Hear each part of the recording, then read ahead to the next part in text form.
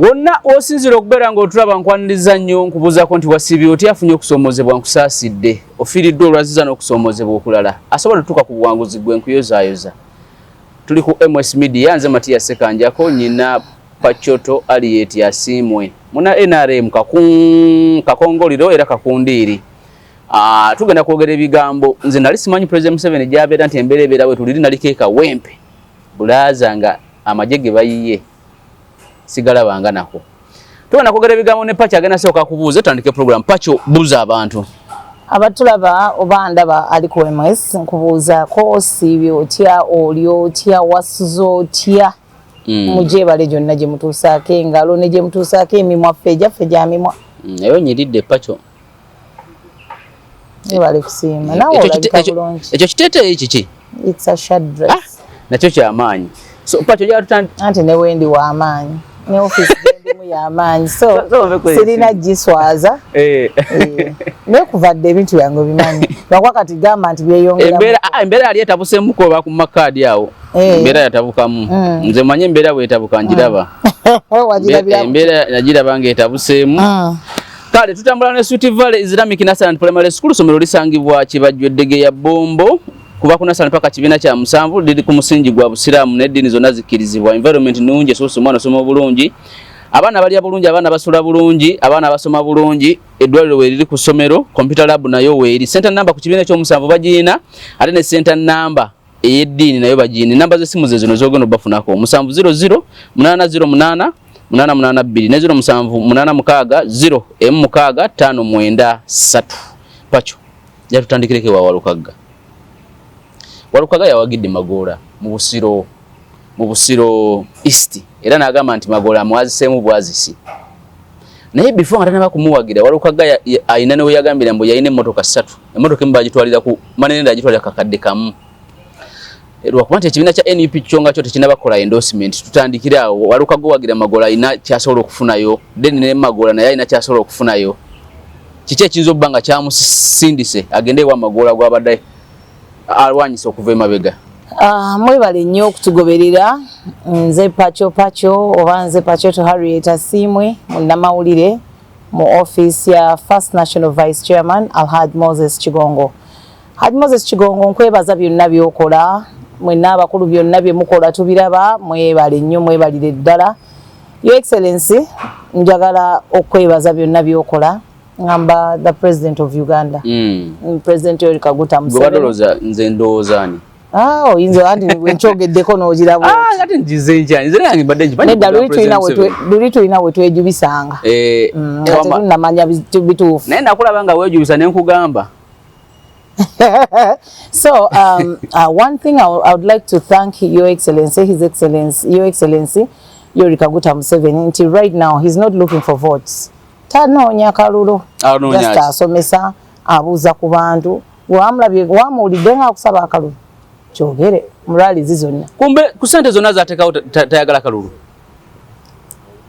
ffe tukamunoonyeza kati ffe tulina okukakola because for him is teaching you and showing you byakoze naye abeekampi nga babadde bakambwe okusingako abalala n'abennansana abantu batuufu okubeera abakaawo kubanga nze nabaddeyo era wenyina we babadde baleekaanira we nabadde nnyimiridde era abantu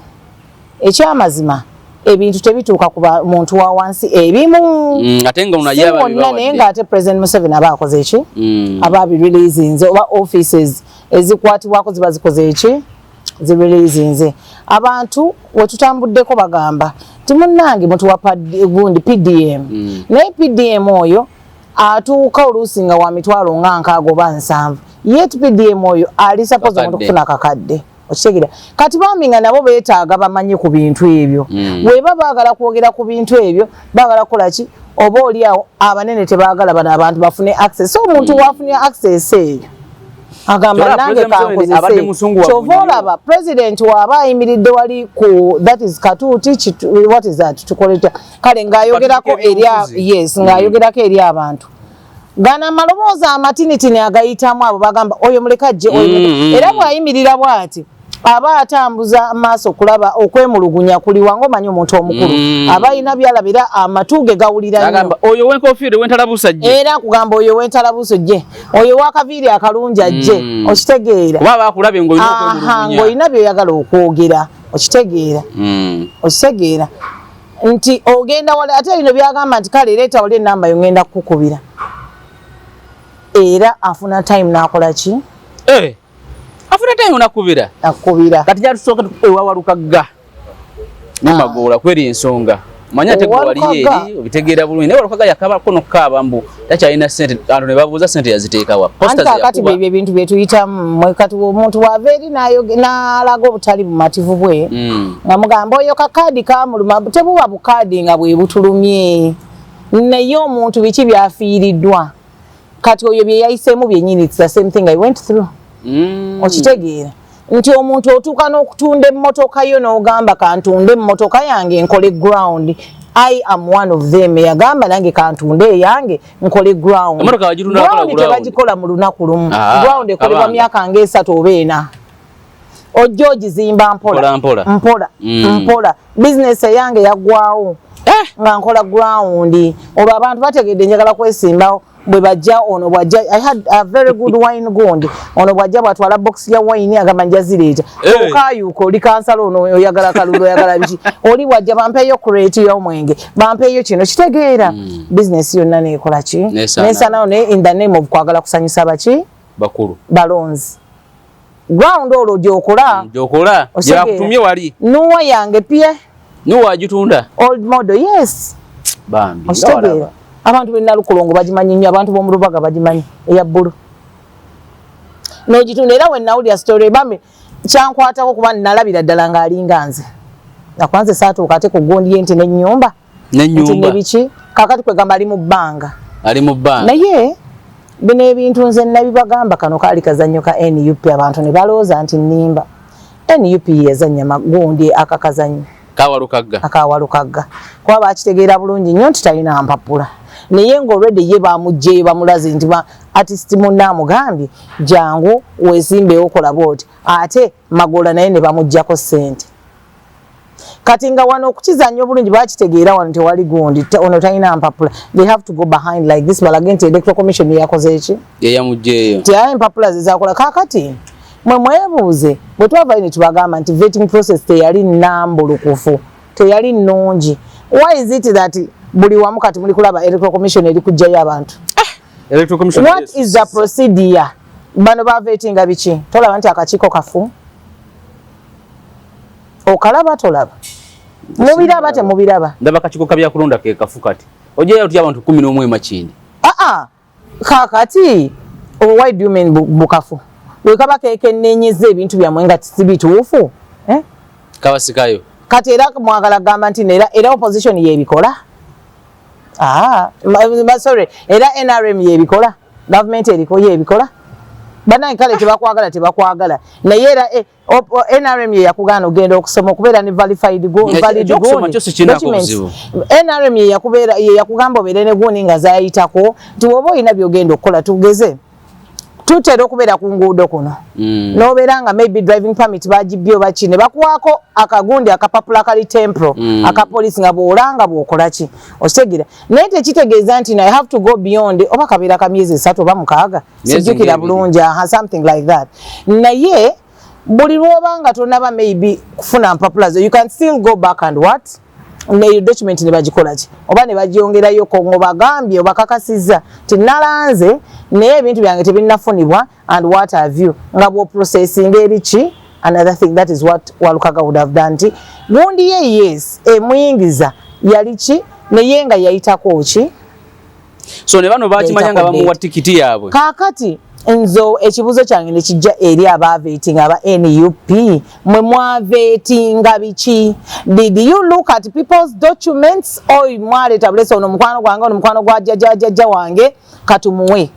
because ebyo bintu bali badde bakola ki kiruma nnyo okuba nti bambi oli yabadde hopes zonna amazo ziteekayo nga kati for example nze njogerera oyo omusajja Mathias ye yabadde yakamaze nga labira ddala akokoze eki manyi waliwo otuuka n'olaba nti kino ekintu wiini yange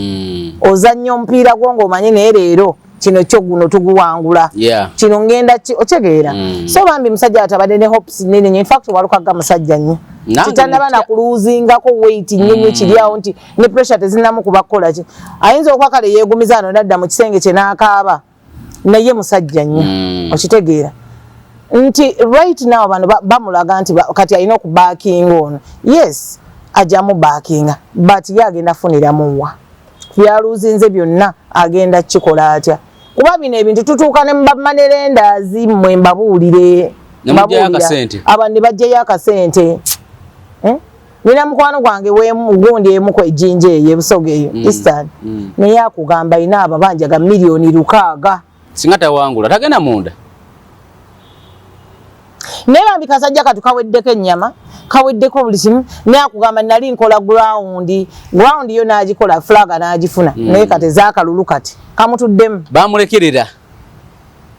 bamuwa flaga ne bamulekerera kati awe wali obuzibu si kulekerera kubanga nebakuwa kati kankubuli akalulu kuluno kakyuseemu abalonzi baagala ssente akugambirawo bw'otamba ne bw'omuwa 10,000 naye ng'okoze ki inayeza alyako nga zalyawo kati ova olaba nti bo ku ssaawa zino nze sijja kunenya bakulembeze oba olyawo oluusi kubanga naffe abalonzi wansi tulaze abakulembeze bano nti tulina omululu tetwagala service delivery twagala kulyako akatono ako ye omubaka agende kati omubaka naye nakugamba oba omuntu oyo akamuwadde n'agamba nange nkyasasula looni emyaka 2 nja kuba nzizaawo looni z'abantu zenakola ki sente zenasaba okitegeera yensonga lwaki oba olyawo abamu tebadda mu bantu nadda ku ssaawa esembayo ng'abyerabidde akyalinaye kukola ki ndoza kwesanyusaako yeetereeza yes that's the right word okitegeera so kakati ekyamugundi ekyo nze nali nkisuubira because Magola was the right person to get a flag nti being nti bajijja ku mwami Segona it was meant to be for Magola naye how they played their tactics and what have you only NUP knows okitegeera so nze nabagamba nti I am not surprised ng'ogwo muzannyo NUP yaguzannya they want baguyiseri bateke wani nekati ate kubanga Magola yakugamba ni wali nti nno ye kadi ye yali yagisaswako ebitundu 7 ku buli 100 paying the money yes nga adaya assurance agirina okitegeera naye kakati where does this live in UP nti Magola bwayita muwaabo bashizi independent bitano zo ziba zibasaze osegeera ndoza ekisanja kiramba myaka 5 oh yeah that is independent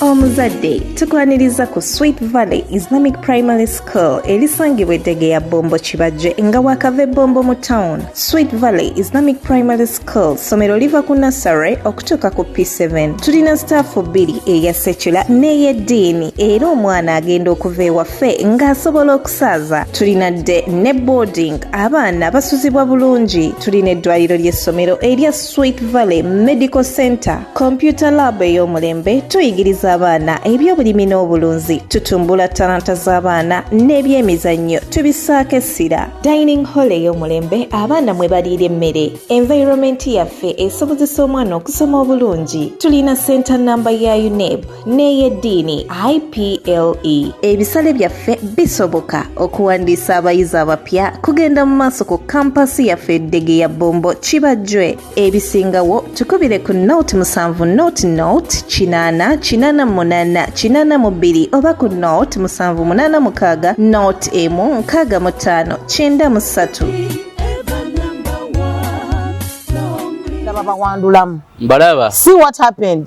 Yasini yaise wano opposed ne yajjewa y'emikono bano gye batagijja no let me tell you Yasini oyo musajja omuzeeyo oyo mulaba I have been in Machindi nabeera Machindi emyaka ndozanga 8 oyo Yasini abadde mu musajja wa NRM abadde chairman simanyi yoswanu simanyi LCB abadde mu kintu kino that muzeeyo Yasini ne n'abaawo bonna balusagala baani ne babulwa emikono kati nze kankubuulire kati ekintu kiri bwe kiti nyinza okuwa omukono gwange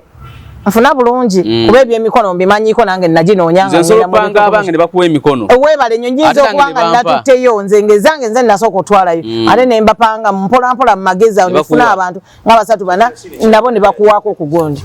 otegeera nabo ne bakuwaako kuki ku mikono nti awo oba okoze eki kuba olwedde nze nasooka okukola ki mu bufunza bakuzanya takitiki ye nga yo ng'omuntu kisoboka nakyera otegeera tibasobola okukola ebintu tyoli najja nakuwa omukono naye ng'ate si wa mu kitundu ekyo kiba nakyo tekikola alina kuba wa mu yes ku gundi eyo area yo territory eyo gyokola ki sikumala kagamba nti kaŋŋende ewaffe nfune emikono egomba oba wa no they have to be people from within your electorate ward and area gyokola ki gyokulembera mu bufunze yasini yabasinga bongo bano balusagala nze sigenda kwogereranya ekya Yasin because I don't know but electoral commission knows it better nze kasita nkunyonyoddeko kyensobola okukola ki okunyonyola kyemmanyi ku bintu by'emikono and what have you kati Pacho waliwo bano abavaamu nga azze ne katutike NRM nagaba naye nze mbadde nyina fulaga ya NUP naye nsazeewo okusteppinga down era ngenda kutambula n'ono abo baba babuwi ssente omuntu kisinziira ayinza okuba abaalabye omusana n'agamba nze eno kanveeyo ayinza okuba ayina one on one gye yatuddeko n'omuntu we oba nga tebaagala kubagana mu area for example omusajja w'e Kawempe oye wa FDC wabirabye tewamulabe n'oliwo eyavuddemu nga wa FDC yes abadde ne mukyala Nambi FDC n'aba NUP baba batuuza ku fairway hotel mabigako sente ne baziteekawo nga mpyattu nze simanyi bazigana nze nakitegeera bazigana awala naye omusajja yakkiriza n'agamba ngenda kutambula ne gundi n'ennambi kaakati nze kankuwa example yange bwe natandika okukola ne Haji Moses Kigongo mu ofiisi ye didn't I have to leave this position gye nalimu did you leave yes and I am supporting Zaitun wakola withdraw I left it for the lady who is there on NRM ticket. Bakujjako ku baluti. Yes. Ati wafuna akalimu mu office eri. Kati it is and your understanding with somebody because Haji Moses yangamba no bino ebintu temweteekanga mu pressure yo kugamba nti you're coming independent. First of all sente bagenda zikulyako biki because he's a father. Aku advising olabanga ddala mu butuufu ekintu agamba kino mmotoka wagambe wagitunze amaka gagenzi ate oyongereko ebizibu ku bizibu nde bana yafuze munnyumira mutunda ebyammwe mwe mutunda ebyammwe muyambe ffe tuweereza mukola sente si kuyamba mmwe baweereza tetubayamba it is muli entitled to naye mukola sente okitegeera tosobola kuseringa off emmotoka yo ngoyagala ofuna akalulu oweereza abantu nedda anti obwo buba bwagazi mutima mwoyo gwa ggwanga kwagala kusavinga abantu bo okitegeera n'ogamba kankole bwende so abasinga balaba omusana kisinziira ku ntegeera ku how you've understood yes nti abamu balaba omusana n'omulala nayogera n'omuntu n'owuliza advice because for me when I sat down with Alhaji Moses Kigongo we talked on that issue nemugana ali nesimbeyo wano bikibi nga byonna abimanyi nagamba wa NRM kyaliwo how do you see bomulekera support yonna n'ogiwa bonna abaliwo for example mu kifo ky'abasajja awo wennyini wennali waliwo Deo Kagwa era naye entambula naye era musupportinga yes wa NRM waliwo Kizaituni waliwo Mbaziira yajja kubwa kugonde so ffenna tubeera tusigala tukola ki nakugamba nkubuulire enyumba yaffe nnene nnyo we can accommodate you oyinza okubanga obadde olwanira kyabwa MP ndaba bw'okivaako mukama n'akugonnomolako ekyobwa minisita okimanyi nti kisoboka MP asinga minisita wano minisita akola ki nti n'ogamba nti abusinga ne ssente ne ssente ani akusesa okujjako nga ono adabulinga bibiri naye waliwo ministries simanya ministry y'abavubuka n'abaana ministry y'ebigwate biraza waliwo waliwo ezitajjamu ssente ziri awo ministry nga zi-internal affairs mutunuulidde ssente but for us we are looking at buweereza wano mu Uganda obuweereza tebuliiwo ku level zonna buli omu ali ku ssente no please tugikkirize not all there are those people who have come to kuweereza era baagala ekintu kyabwe from the word go era baagala ekintu kyabwe nga buweereza is the thing they want pozi eno Rubaga we nalabira ba NUP abeegasse ku NRM yes nga President Museveni azze si Rubaga wokka bazze beegatta n'abavubuka bayitirivu bwe wali ekitebe baaliwo kati ndaba ensonga ya Joel Ssenyonyi eno ensala tebana bagituwa officially naye abasinga kati batandise okugamba nti Anita Mongi omusango kati yagulimu bayagala fulumya Ssenyonyi naye nga Ssenyonyi yawandiika constituency etaliyo kati Anita Monge yamugamba wandika constituency naye ate bannange ebintu ebirunda njagala namwe bafuutu bigere mukozeseeko ku magezi bannange mu reasoningengako muleme kukola kikakati wadde mugamba NRM tebaagala Jowe Lusennyonyi ku bitabo byasomye ku magezi gaalina nga munnamawulire and is an advocate right now era Anita Monge yakwata peni n'agenda muwandikirawo ebifu wandika constituency etaliyo wandika constituency etaliyo bannange ebintu ebimu wadde kale NRM tebaagala mugamba nti tebaagala naye ng'ate mubyogera misana ekiro mubeera nabo ekiro babeerayo muloza Anita byayogera abeera alimba Anita kuba propaganda no way let me tell you ensonga ye mwanya Anita nga tanaba na byogera kululi wetwali waba kivumbi eri ebutambala nze already nawulira kwolwo n'essimu yayogerera ku simu ya Anita Monge mu ofisi ya gundi tewakifuna okitegeera kakati ebyo byeyayogera mu byali ki kati byeyayogera ku Namboze yalimba Kwa Parliament yali entitled okujjanjabibwa Parliament naye lwaki we yali waliwo eno show egenda maaso ku NBS gundi n'akyogerako yayagala n'okumukuba n'okulwana n'afuluma n'essho n'afuluma n'agenda lwaki tebaagala this bitter truth bannayuganda kubimanya nti these people bakolagana ne NRM ate kakati tuleete n'amaloboozi bagala tusooke kujjayo n'amaloboozi tugambe nga nti date bweti wakubira n'omukulu bwoti nga kale weetuli n'omugamba nti asayo n'akasente bana abantu baleme kujja kuudisanga bannayuganda nti nno bobo opposition nnyo n'atuuka n'okuga kale bannange Namboze nakunyigira olinga atali muzadde yagamba ki n'agamba abaana b'abantu nti nno abasirikale abeze emmundu tezibaamu masasi teekayo ababo bagende bacekinga balabe batryingireko balabe bamubeeramu amasasi oba nedda ate yali ayamba nga gavumenti mwetereze ayamba nga gavumenti atya ayamba president lwaki nedda owuddisa abaana b'abanno tibugende mwekalakazi mubeereewo mukole bwe muti ne bwe muti ne bwe muti why are you not amuzadde lwaki tosookayo babunamboze omutima omubi gw'olina mukazi gwe kale bannange namukyawa Namboze mu Parliament first of all aliyo nga ogundi aliko obulemu okitegeera naye yali abigambyeko abalonzi be abemukono yalwanyisa Museveni buli kaseera naye ng'ekira ayambala gundi neyesiba biki n'agenda eri okitegeera basiiba wano bazunga bamunoonya State House enakazera ani ankolera program ani ankolera gundi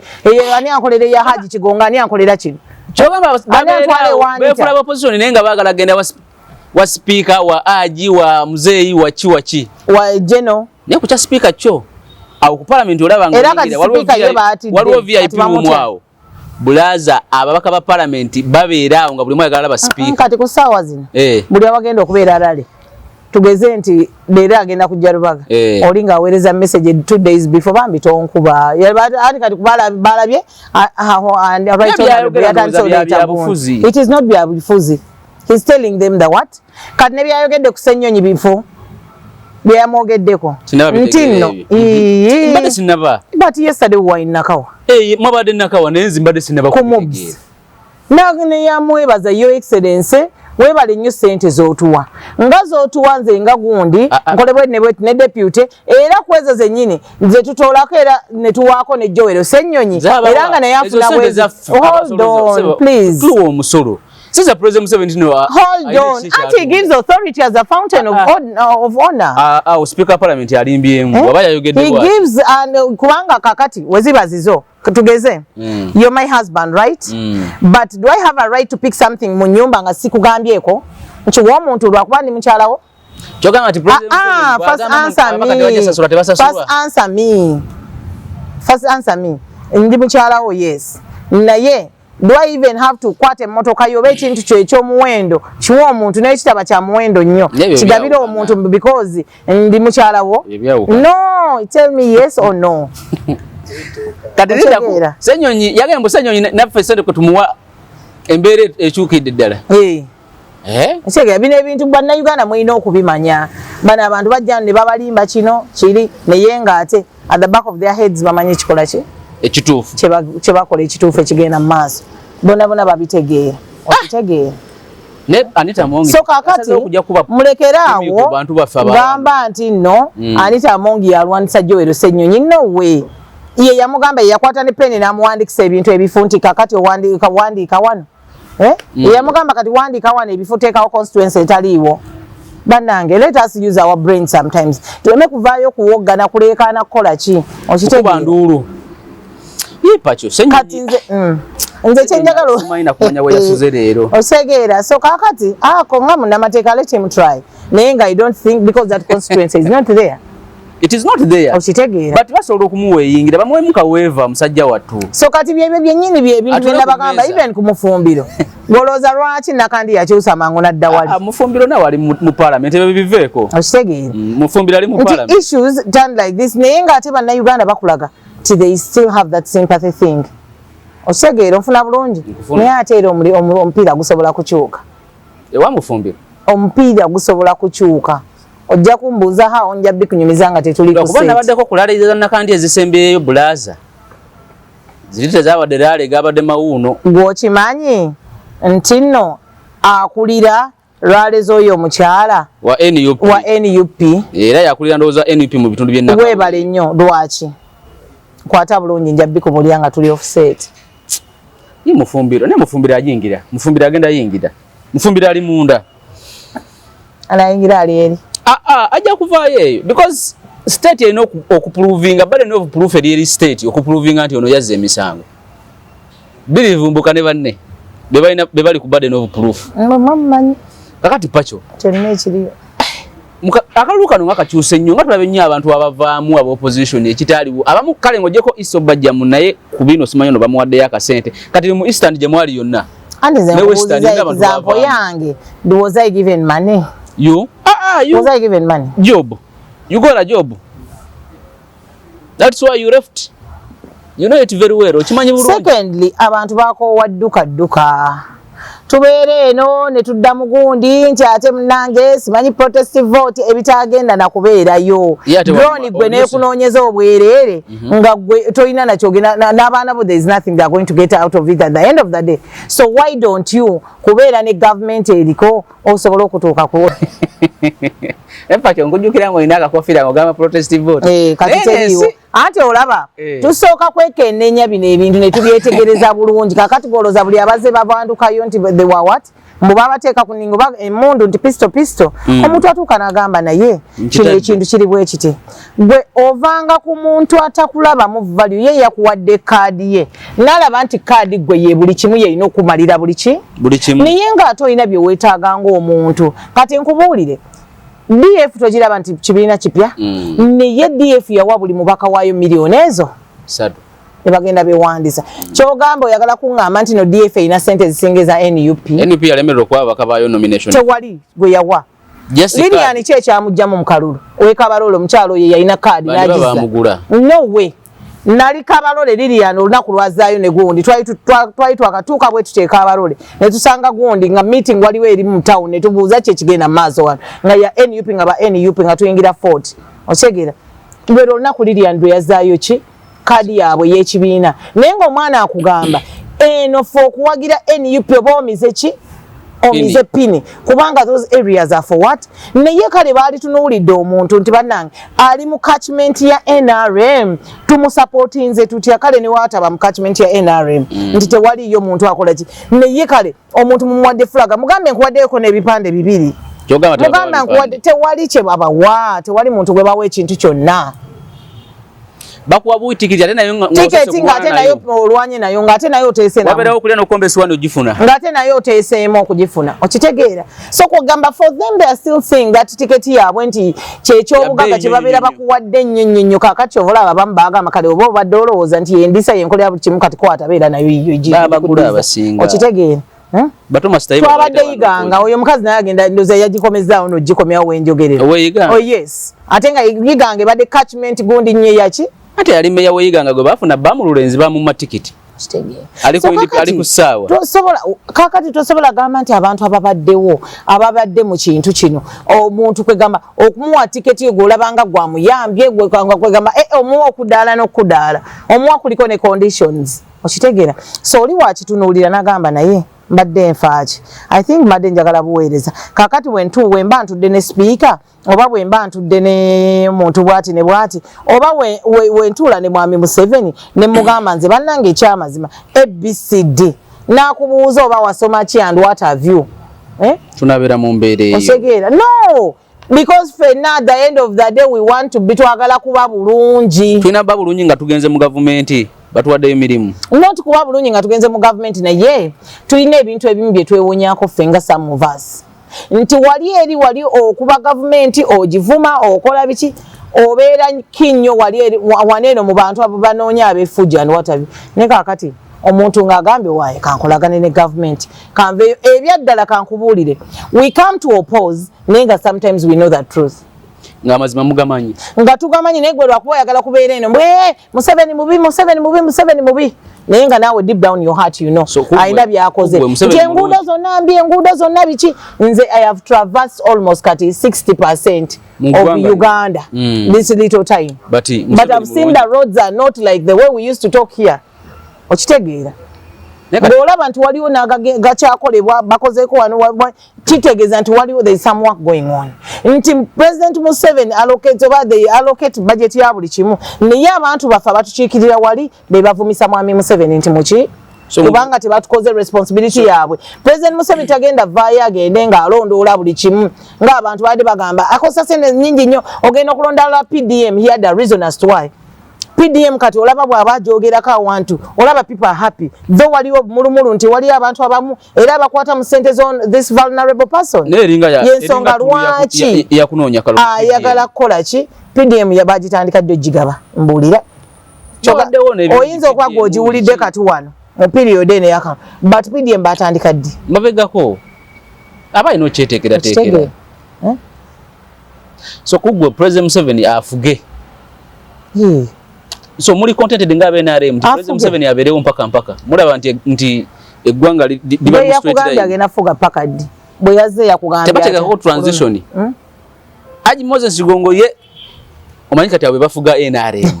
ye abeera contented chuma NRM teddawo mukadinisa negamba neba ne tukoze tya transition yeno biki it is going to happen. But why are you forcing them? Why must they rush? But because time. Because these people, time umulagawa. Where are you going?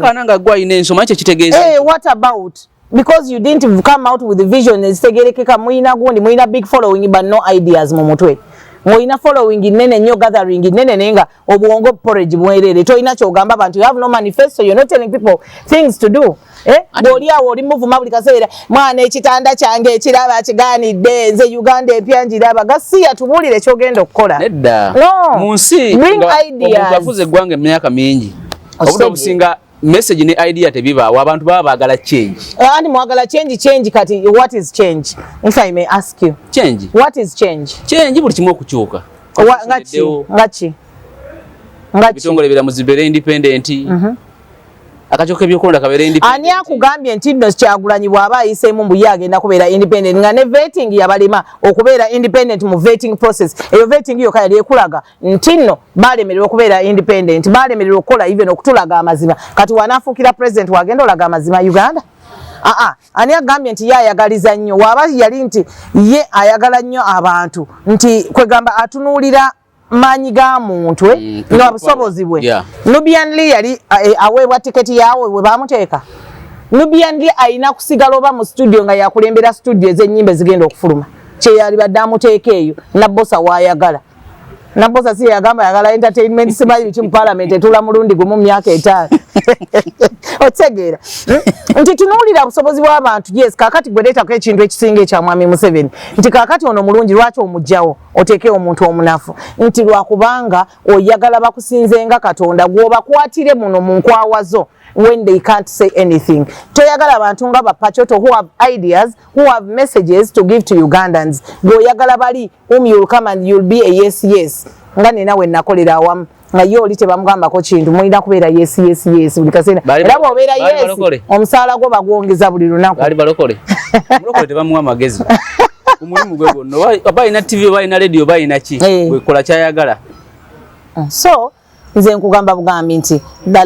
the good Lord who brought President Museveni should be the one to make him and show him beranchi manji yamulagadda transition, how is it going to move from this to this and this and that. So Uganda, and the Uganda continues. Uganda bwaba muntu mulamu bulungi gwe President Museveni omulaba ina wa muluma si kama President Museveni njogera ku ggwanga Uganda bwaba muntu mulamu bulungi okusinzira ku mulamu yawoga mbu okay gola bachi nze ndaba baba muntu ali mu ICU banna Uganda mbakubira omulanga guno nti ng'ennaku z'omwezi 15 genda olonde muzeeyi w'enkofiira ensonga Yoweri His Excellency Yoweri Kaguta Museveni ng'ennaku z'omwezi 15 genda omuwa akaluluko bw'omala okulonda ddewaka lindirira ebigenda okuva mu kalulu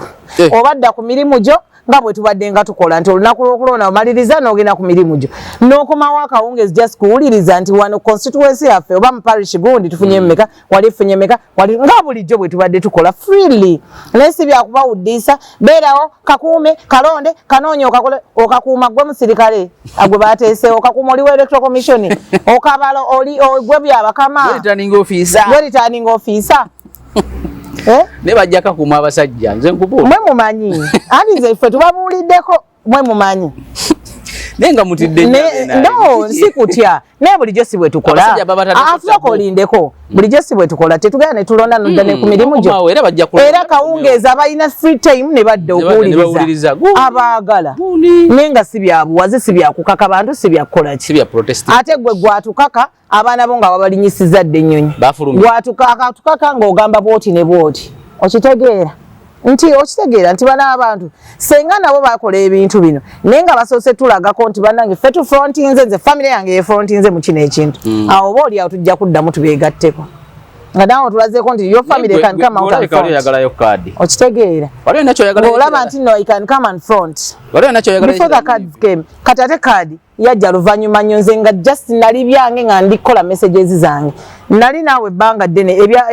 ebyokwesimba wabiwulira mu bbanga ki it was after they had called me meaning they had seen what value and omukulembeze munze so kakati bwe batagimpa well and good ate nebaza na mukama because of all your senga bajimpa I wouldn't be where I am no I wouldn't be where I am and this is a better place I now sit with abasalirawo eggwanga lino manyi ne Gaddafi yalina abasajja n'abakazi ababafaanagana meaning bwe bamutwala badduka ekikumi kati mumutwale wuuyo mumutwale naye kakati mumutwale mamusobola baani abamutwala ammwe nze siriiko mbamutwala mumutwale nekyeŋŋamba tosavuwaza nnyo ekituufu kirabe nga kituufu nekikyamu kirabe nga kikyamu anti tuli babunze byenjogera kitegedde byenjogera because ntegera embeera mwoli nti oli mu ofiisi eri ate ofuna omusaala so mu mbeera eyo ng'omwogezi wa poliisi w'omulaba ng'omwogezi w'amagye w'omulaba bonna bali ebituufu babiraba nolwekuba woofiisi mwe bali senga mwami Museveni yali ayagala nti embeera ebeera awo nga n'ebibi bibeera bibi senga ayita abantu abo omwomu baayita gwe jangu oyogere gwe jangu okole kino era njagala kukubuulira bino ebigambo byange nga sinze mwogezi wa NRM nga sinze mwogezi wa President Museveni olaba abantu abo be bayita babasigaza wali oba they get their phone numbers ne babayita in a meeting ne boogera ebintu era weba nsonga ya PDM ne bamuyitirawo era gwe kati kankubulye kana kagenda kugogenda kulaba ebintu ebigenda okukyuka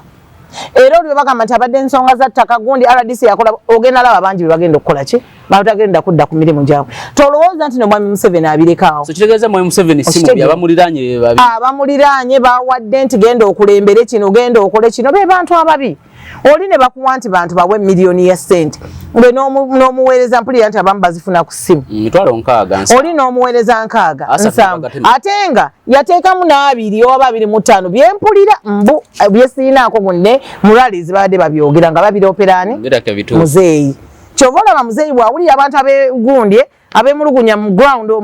mu crowd abayita nti gwe gundi jangu ng'ayagala naye annyonnyola ensonga yabiwulire kubanga n'abantu oluusi baziyiza ne bana aba juniors okufuna access eri abakulu kati kyova olaba nti abantu balaba president awantu they come out they want to talk gundi zaabwe bakinyonnyola omukulembeze akitegeere wateeka kitegeerera kubanga n'abakulu balabika bakolagana n'aba PDM okubanga babuzabuza ekintu awo okitegeere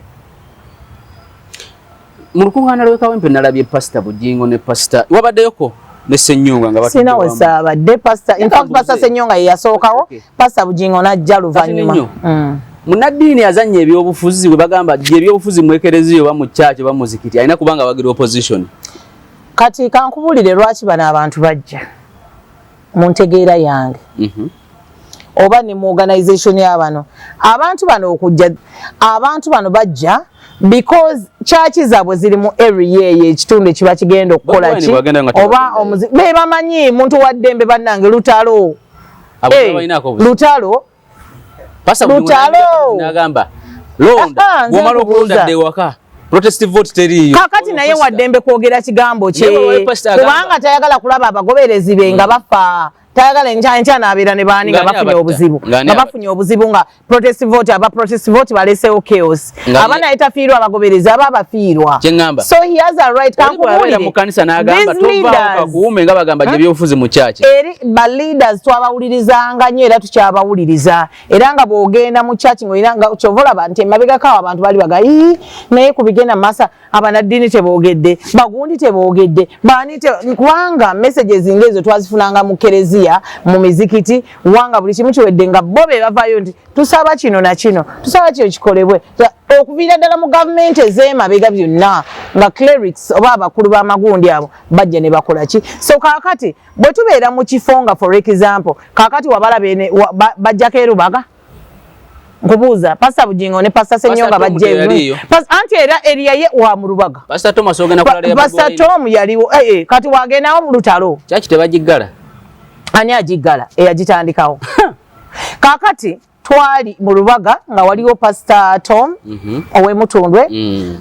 pasta Kayanja ne ba clerics Muslim clerics n'aba Katoliki n'aba Protestant and what have you abatwala area eyo tikati omuntu nga bwoboze ne LC1 kubanga LC1 w'ekitundu itize masa ino okubaawo nyanjogera nze ku banaddiini otegere banaddiini bannange kati ani anaasabira omukolo oba omuganga yagamba nti tovaawo omala okulonda yagamba nze ngenda kujja n'akatebe kange ntuulewo naye omanyi bye bamwogerera yali munaddiini kyoyo waliwo eyo sadi ndowooza weeyo sadi za Ntebe Road baagamba nti gwe kyakiyo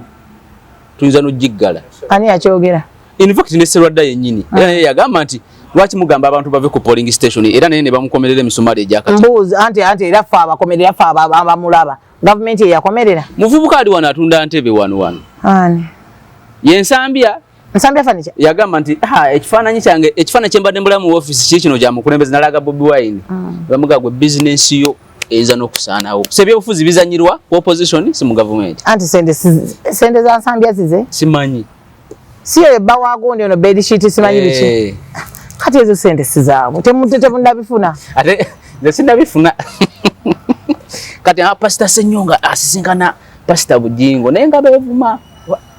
naye kati abasajja abo ddala banaddiini yali saala yange nedda eddiini eri mu mutima gw'omuntu we can't judge someone bwono munaddiini oba nedda eddiini za Katonda eddiini eri mu mutima gwa muntu kati nze nyinza okuba nga siri munaddi nga sibuulira ku kituuti naye nga I have a pure heart kituufu oyo muntu omutuufu alina Katonda okitegeera nti I don't have to be there to preach I don't have to be there to what for God to see that my heart is good jukira mukama akebera ki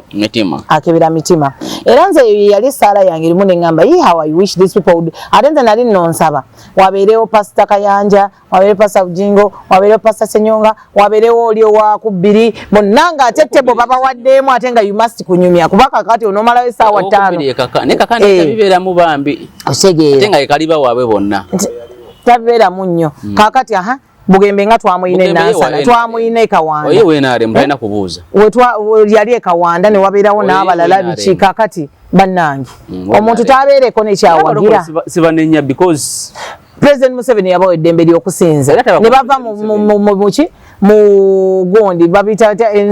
churches zaabwe zembaawo and what have you they've built churches ezitaaliwo luli so why wouldn't they support him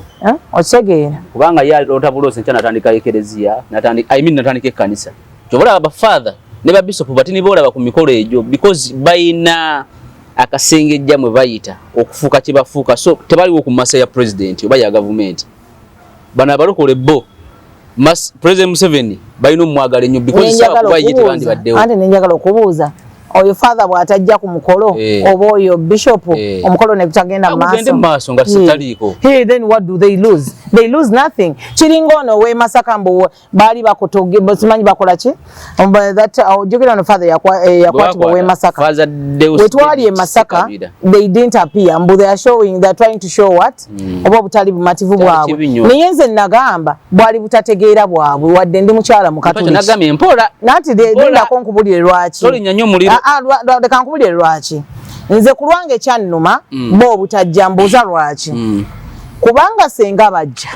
ne bamaliriza awo bye bamaliriza tegeza Masaka temwafuna abantu no laba na mera agamba nti aba NUP babatisatisiza biki abantu baaliyo nkugamba ku kyaba bana abasabisa bali okane bafather tebajja mbuuza kati bafather obutajja nze kyannuma ng'omuntu bakotogera munnaabwe father gwe basiba yes nti baalize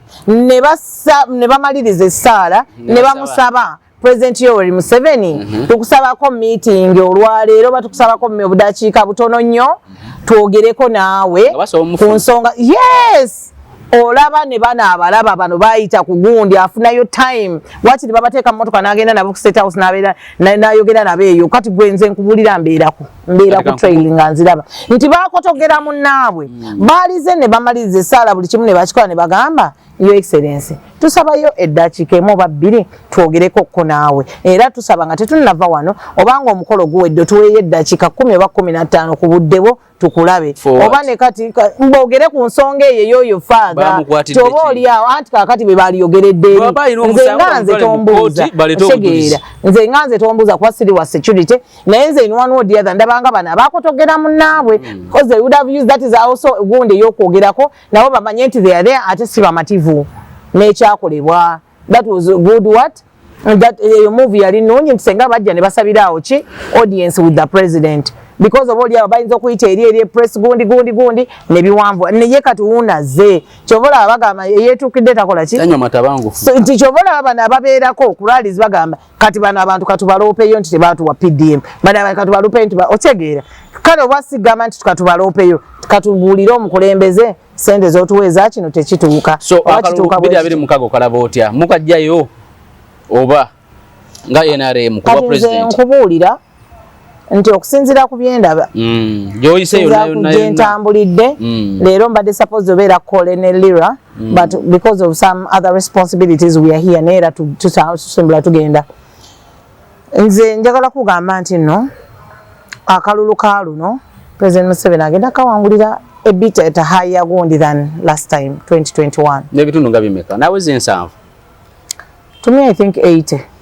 or 85 waliwo research yafulumye ngalaga nti wali nomagenda weza 50 plus 1% kitegeza tuyinza ofuna akenvunula bibya maaso so let's wait and see because crowds izoka it is not only crowds eraga nti nnoki oyina abantu crowd eyinza okujja nga bangi okimanyi nti wali abantu abali eyo naye nga omuntu akwagalira mu kyama oba akwagalira eyo silently nga gundi bwagala silent majority mbebekulu nti gye bali abantu nga ye silent muli mu mutima amanyi omuntu we gwagenda okukola ki ng'ali kujjajja ng'ayagala omuntu we ng'amwagalira eyo mpola kubaga awaayi kamerwano okyegera obanga oli ayagala Bobi Wine we naye nga naye mu silent ki nti waliwo ba silent people abo ti gye bali agala Mwami Museveni agala Bobi Wine agala Mugisha Muntu agala Munyagwa Benard Mubaraka Munyagwa okyegera nti oli nga ayagala omuntu we mu silent oba oli agala Matiyo ye banaye omusajja wa MS oyo mwagala nnyo naye nga tagala ye muli mu mutima buli wakulabako ba buli walaba gundiyo he has that attachment with you naye nga ate gwe tomumanyi kati akakiko k'ebyokulonda kanasobola okutuwa akalulu akamazima n'obwenkanya njagala nsoke nga tumaliriza nsoke nkusomere kooti eno yali yadde monitor ya kootinga ayali speaker parliament Rebecca Twalakadaga yagamba dissatisfying candidate is a new okay yali yemulugunya ku ba candidate be bajjamu okusinga lo candidate gwe bajjamu ku kifo kya Magogo ku kifo kya Magogo nga bamugamba mbote yalekulira ku mulimu gwe myaka 3 yagamba disqualifying candidates is a new development. We did not have this in the NRM before. This is a strategy used by people who fear competition. Where they are weak, they do not allow others to stand. I am very dissatisfied with the way the Uganda Electoral Commission is behaving. Every day, candidates are disqualified without being invited for hearing. That is not justice. former speaker Rebecca Kadaga nga naye akulaga nti akakiiko k'ebyokulonda ekyamazima byekakola tekabikola mazima na bwenkanya. So Munnayuganda sofuna akalulu k'amazima n'obwenkanya mu mbeera eriwo kati. Anti kakati naye maama ayogera takola mu kakiiko k'ebyokulonda. Anti ye alaba ebitambula. So waba abirabye naye waddembe ku opinion ye nga Munnayuganda tenga singa Munnayuganda kyokka naye nga mu ba top gundi mu Uganda beeyina. Senior citizen. Oh yes. So naye nga ye ali entitled tewali muntu aganibwa kirowoozo kye. Okitegeera? Kyovula bantu bangi tubadde nga tuvuma ne tukola ki nga tubavuma ne tuddayo mu buyumba bwaffe ne twebaka nga tewali na nogamba wabula leero mukubye wabula leero mukubye freely era nodda mu nnyumba yo n'okola ki ne webaka. So that's enti buli muntu ayina eddembe ly'okukola ki eryokwogera kyawulira kyakola ki. So akakiiko k'ebyokulonda kajja kuba kamazima na bwenkanya okusinziira ku Pacho. Nze ndowooza President Museveni yamulekawo nti era ye yakulira akakiiko k'ebyokulonda yalaba nga yagwanidde okukola kifo naawo. Okitegeera nti ssaawa zino agenda kukola omulimu gwe oba alaba nga yasaanidde okubeera mu ofiisi eyo y'ensonga lwakyakyaliwo era I think amanyi duties ze nti I'm supposed to do this. Kale Pacho tugenda koma wano leero. Tujja kutandikira awo olunaku olulala naye wanyirira okuva we wava mu NUP. Omanyi nti NUP yali ekusiiwuusa.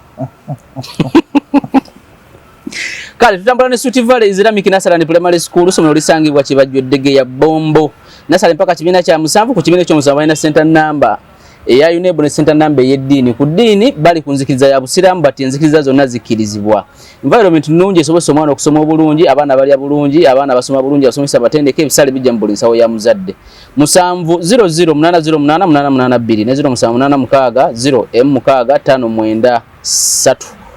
akuume